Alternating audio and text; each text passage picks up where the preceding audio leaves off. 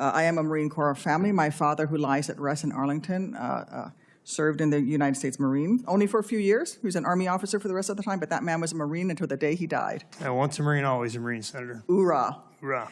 Hoorah.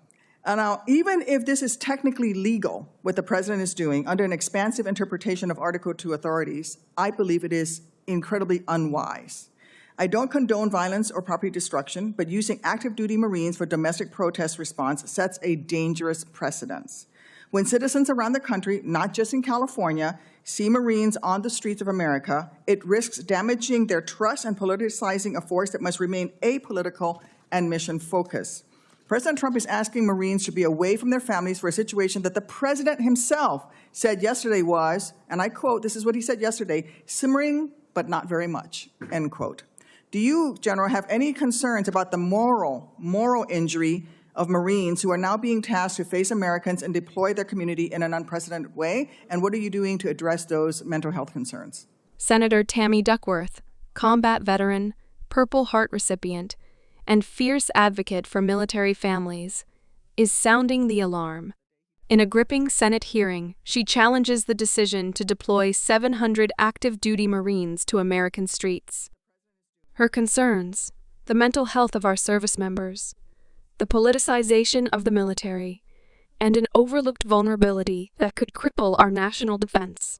Subscribe for more Truth to Power moments and in-depth coverage of what's happening behind closed doors in D.C. When Marines trained for war are used to respond to protests in American cities, something is deeply wrong. Senator Duckworth, herself from a Marine family, didn't mince words. She warned that even if it's technically legal under Article 2, it's reckless and corrosive to democracy.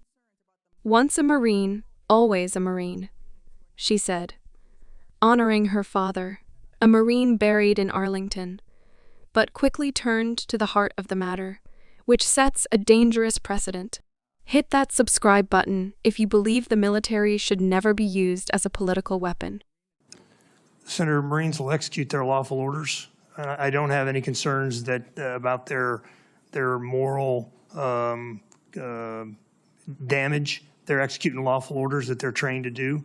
They're completely competent, and they're capable of conducting protection of federal personnel and federal property. I have no question on their ability to do their jobs. They're Marines, after all. My concern is the moral, the psychological injury to Marines who are going to be told to turn on their fellow Americans.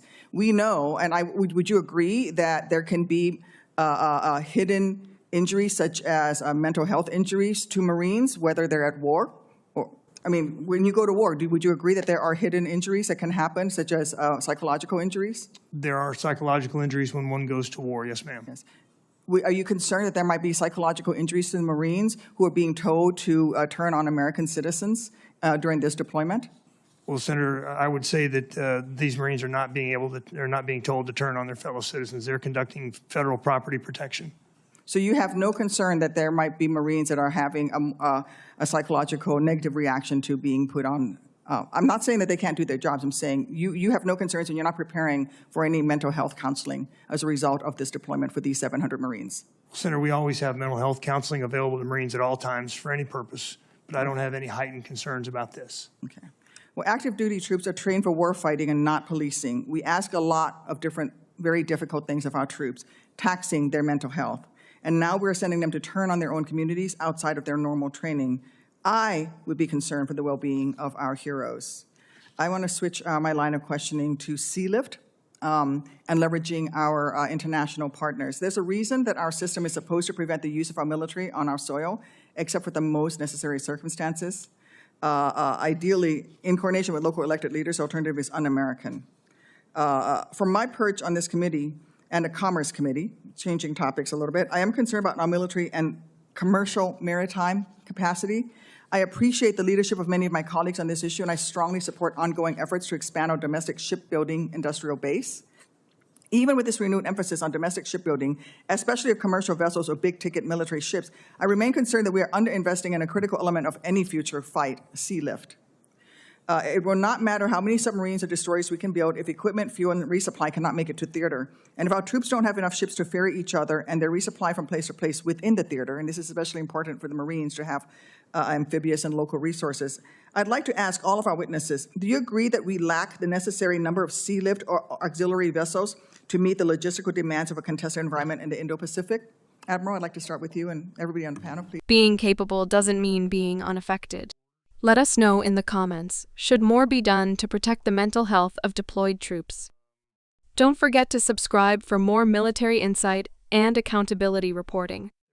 I think we can do better there, ma'am. I'm not sure I would say we lack. I do think we've pursued a buy used philosophy, and those used ships, at least the initial ones, took a lot more work to get them serviceable. The latest ones have been better, but I think a buy new and used philosophy is probably prudent going forward. Do you think we could benefit from partnering with friendly foreign nations on co-production and co-sustainment of auxiliary vessels, from cargo ships to small supply boats to cable repair ships, et cetera, to build surge production and maintenance capacity within the theater? I do, Senator, and I also think there's opportunities to bring that work into the United States. Yeah, I think there's opportunity for both. Mr. Secretary? I concur with the Admiral. I don't have really much to add to what he said. What currently prevents the Navy from developing or scaling foreign partnerships to build or maintain our auxiliary vessels, Mr. Secretary?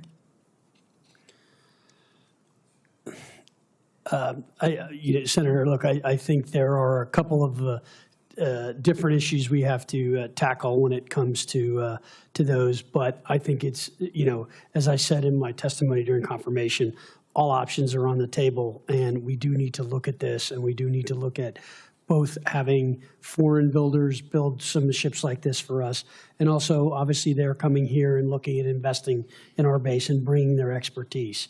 So I think that would be very useful to us. Or even partnering with American builders, but overseas in theater to be able to provide immediate repair. Absolutely. Thank you. Thank you, Mr. Senator Duckworth made it clear that active duty troops are trained for warfighting, not policing. Using them in domestic roles could alienate communities and destroy the apolitical integrity of the military. If the president himself said the situation was minor, why deploy warfighters? Is this about security or optics? If you think we need clear lines between policing and the military, smash that subscribe button now.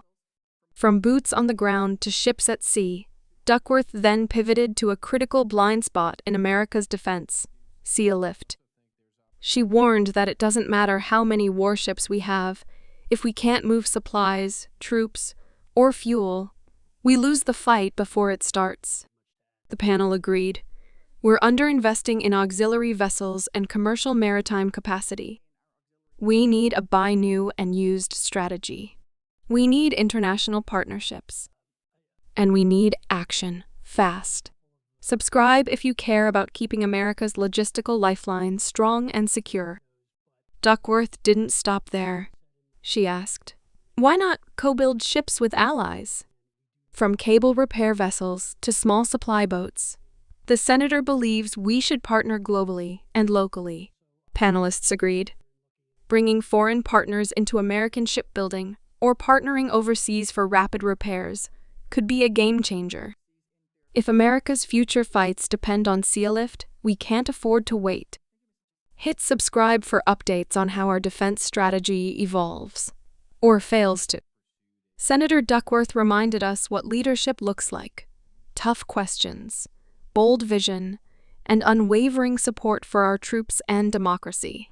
From the moral cost of domestic deployments to the critical gaps in our maritime strength, this hearing exposed serious issues we can't ignore. Drop a comment. Do you agree with Senator Duckworth's concerns? Subscribe for real talk, real policy, and real stories that matter. Because what happens in these hearings affects every single American.